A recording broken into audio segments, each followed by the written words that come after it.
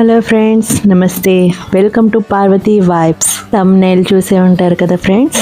కిచెన్లో బాగా బొద్దింకలు అవి చేరుకుపోతూ ఉంటే మనం ఏం చేయాలి అనేది వీడియో మాత్రం పూర్తిగా చూడండి, స్కిప్ చేయకుండా. మొత్తం వీడియో అంతట్లోనే చాలా టిప్స్ చెప్తూనే ఉంటాను. పండుగకి అందరూ క్లీనింగ్ స్టార్ట్ చేస్తారా ఫ్రెండ్స్? నేనైతే మాత్రం మొదలు పెట్టేశాను. నేను అలా చేస్తూ ఉండగానే మీకు కూడా మంచి టిప్స్ చెప్పాలి అని ఈ వీడియో చేస్తున్నాను. కిచెన్ క్లీనింగ్ అయితే స్టార్ట్ చేసేసాను. కిచెన్ క్లీనింగ్ అప్పుడు మనం చాలా జాగ్రత్తగా మొత్తం అంతా కూడా శుభ్రం చేసుకోవాలి. ముందైతే కబోర్డ్స్ అన్నీ కూడా ఓపెన్ చేసి అక్కడంతా కూడా శుభ్రం చేసేసుకొని ఆ కబోర్డ్స్లో ఉన్న ర్యాక్లు ఏమైనా ఉంటే ఇలా క్లీనింగ్ చేసేసి ఎండలో పెట్టేస్తే పూర్తిగా డ్రై అయిపోవాలన్నమాట. ఇక స్టీల్ డబ్బాలు ఇలాంటివన్నీ కూడా మనం తీసేసుకొని అవన్నీ కూడా శుభ్రం చేసేసుకోవాలి.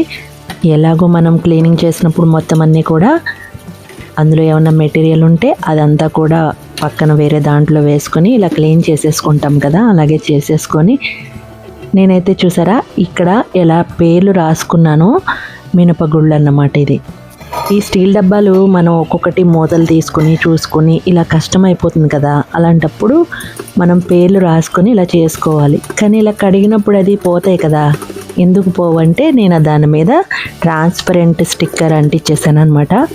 ఇంకా కడిగినా కూడా పోదు, అది అట్లాగే ఉంటుందన్నమాట. ఇలా మొత్తం అన్నీ కూడా క్లీన్ చేసేసుకొని ఇవైతే బాగా ఆరిపోవాలి. అలా బయట పెట్టేసి అన్నీ కూడా బోర్లించుకొని ఆరబెట్టుకోవాలి.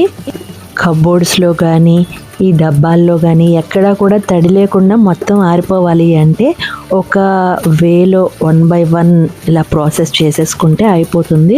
ఇవి కడిగి ఆరబెట్టుకొని ఆ తర్వాత కబోర్డ్స్ కూడా క్లీన్ చేసేసుకుని అవి ఆరుతూ ఉంటాయి. ఈలోపు ఇవి మళ్ళీ తర్వాత తుడుచుకోవాలి. ఈలోపు కబోర్డ్ మొత్తం కూడా ఓపెన్ చేసి ఉంచడం వల్ల మొత్తం కూడా పూర్తిగా ఆరిపోతుంది.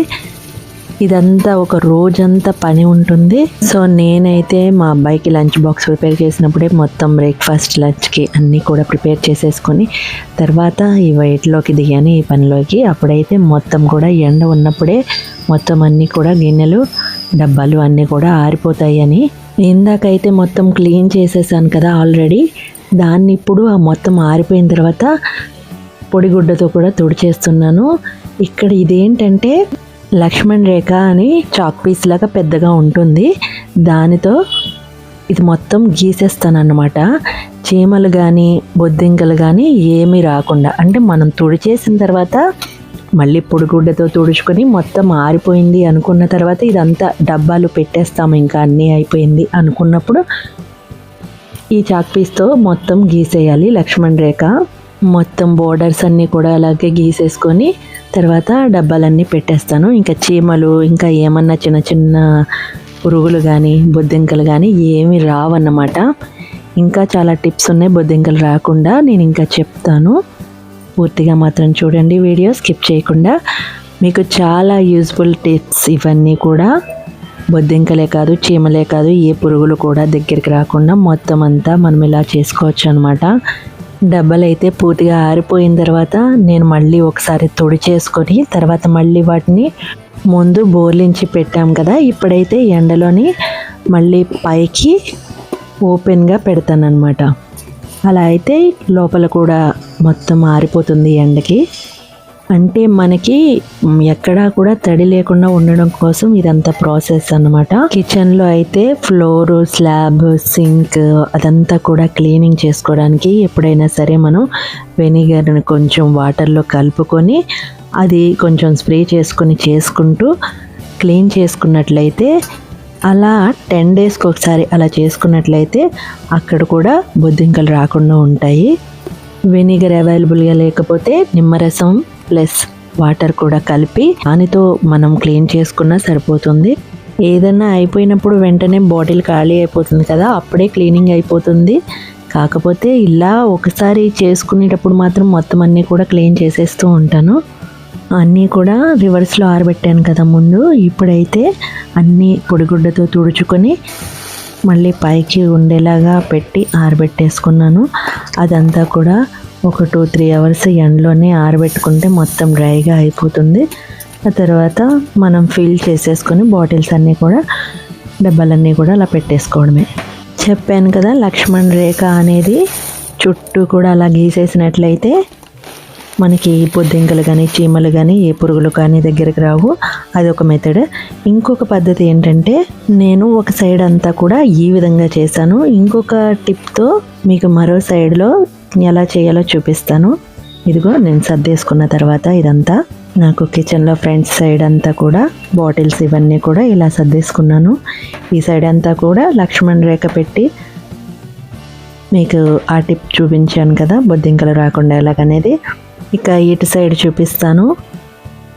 ఇక బేకింగ్ పౌడర్ ఉంటుంది కదా, బేకింగ్ సోడా కానీ బేకింగ్ పౌడర్ కానీ కొంచెం సాల్ట్ కూడా వేసుకొని కొంచెం వాటర్ కూడా వేసుకొని బాగా కలిపి అది ఇలా మూలలకి అప్లై చేసుకోవాలి.